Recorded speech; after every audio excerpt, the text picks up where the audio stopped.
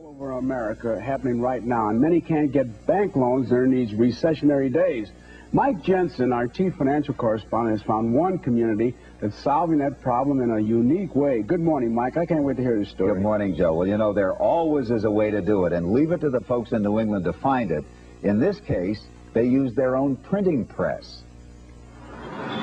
Not many places in America are more beautiful than these hills and meadows, the Berkshires of Massachusetts. But the money-making season is short for farmers and merchants. Our growing season is about 100 days, which means we have a sales season of about 90 to 100 days. This is the problem. We have a very, very short period of time to make our hay while the sun shines. Dan Tazinski has made hay all his life in Great Barrington, farming and selling the produce and flowering plants. But for the past 2 winters, he's had problems, flooding and plant disease. To cope with that, he did something very unusual. Instead of borrowing to tide himself over, he issued his own currency, more than $8,000 worth. Well, it wasn't that hard. We replaced George Washington with a head of cabbage. We said, in farms we trust. They became Berkshire Farm Preserve notes rather than Federal Reserve notes.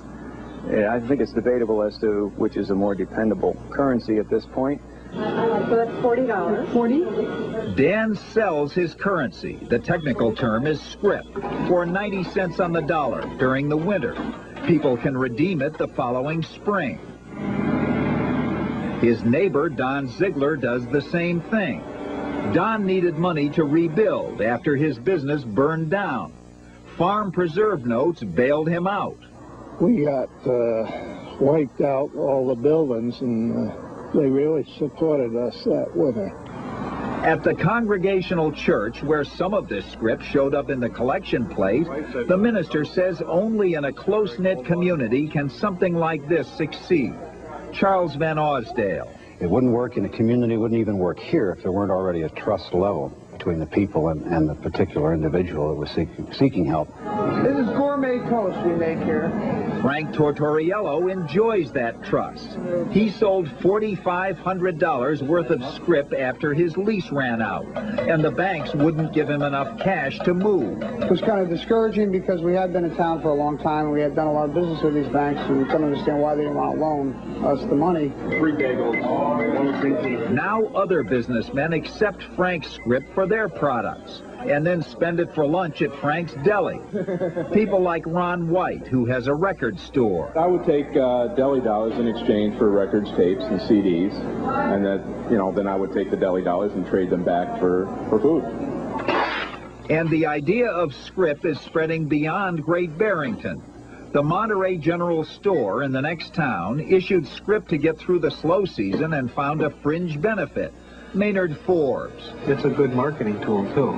You get people in that haven't been in before or spending money that didn't spend money before. So it's not only a boost to your cash flow in the winter, it does get people into the store, too.